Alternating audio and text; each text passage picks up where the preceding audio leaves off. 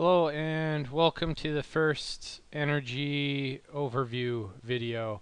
So the big thing about this is, sort of knowing where to start. And basically I started from like the previs of, just these spheres that pop on, and then I wanted to add details to them. So I'm going to start from here because this is really the main element. Everything else came after, like derived from this, or came after. So a big part of this is I wanted to find when the impacts die. And I do that by the P state.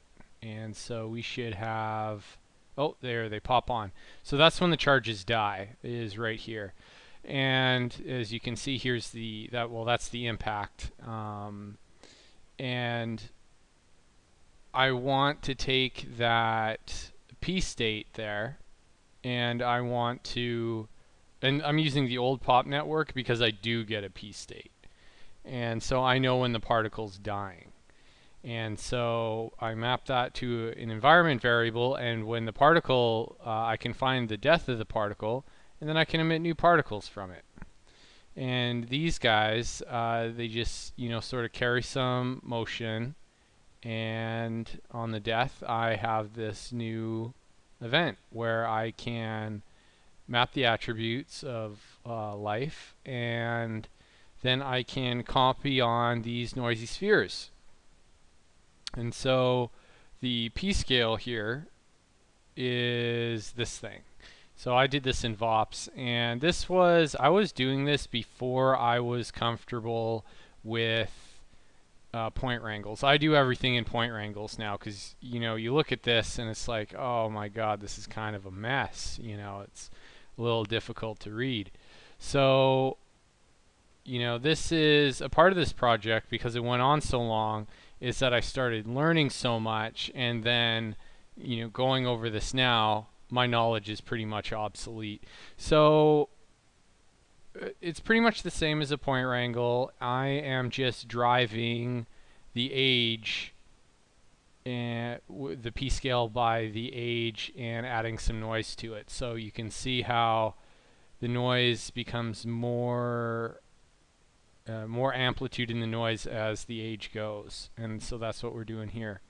And also with that life, we are putting it on the the noise of the Pscale. So if I turn this off, when I was talking about that, the noise I was referring to was going over the Pscale, so we get this wobbly effect, and this was to get the destabilization. So here we are at the this basically stamps the value, that noise value, called P life, which we add. Oh, that's the right here. So that was the life map. We call it particle life, P life, and that goes into the mountain SOP. And then so these spheres get noisy as they go. All right, so I cache that out, and then it's basically I'm going to go outer shader. So these are shader attributes because, as you can see, I have a shader on them. And also what I do to destabilize it, as you can see towards the end it gets this blurry. I'm ramping up the velocity, multiplying the velocity by the age, so it motion blurs more on these spheres as it goes. So that makes it look like it's destabilizing. So I do that, and I guess we could go to the shader now. So let's hop to the shader. And as you can see, here's the shader. And at the end of this project, what I did learn is that I'm how to do this in Vex, and you do that in CVex. And you go Vex, and then I believe you add a Vex surface shop type, I believe.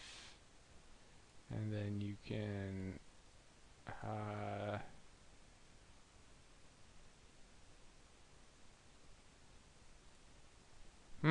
Oh, I guess I'm wrong. I'm gonna have to figure this. Oh, there it is. I think. Oh, yeah. This is where you want to change it. I'm not sure. I need to double check. I think it's this guy.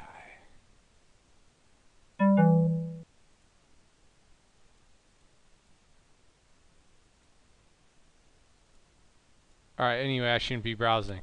And I gotta track this down. I'm probably gonna have to ask someone at work for help on that one. But I like doing the point wrangle stuff, so that's where I want to start doing the shaders in that point wrangle. So let's hop back to the material, and we construct it here, and have my surface variables here, and they drive the shader. So this drives the offset of the noise, and so it seems to it picks up that rapid. It starts speeding up. The noise pattern on here speeds up as the age goes, and so that additionally adds to the destabilization effect. So other than that, it is just a straight noise shader on CE. We're not doing any lighting models. I put in CE so it kicks out some emission value so I can do some lighting.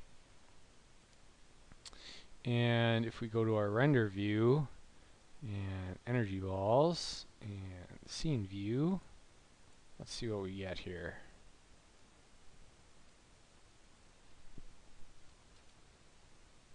Well, I'll put it off there. Let's center it.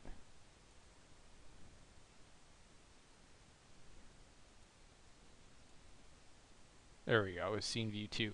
So here's the shader. You know, you see a little bit of splitting right here. That is because I'm using UVs on here. I'm not using rest. If I was using rest, we could do that. But you don't really see this in the from the object camera. From here, it's really difficult to see. So we see this noisy thing, and the important thing to know that it's on original Perlin noise. And the reason why that's important is because if we go to our energy balls here in Nuke, which we'll go over right here, what we do is we have this grade here that we can multiply by -1. And so this, we get like 2 noise patterns for the price of 1. So we get like 2 shader passes. We put this shader on it and we get 2, and we can color correct it in different ways, and we have 2 different noises on it, and we can do some really cool stuff with that. So alright, this has been a long one at 8 minutes, so I'm gonna stop it and move on to the next thing.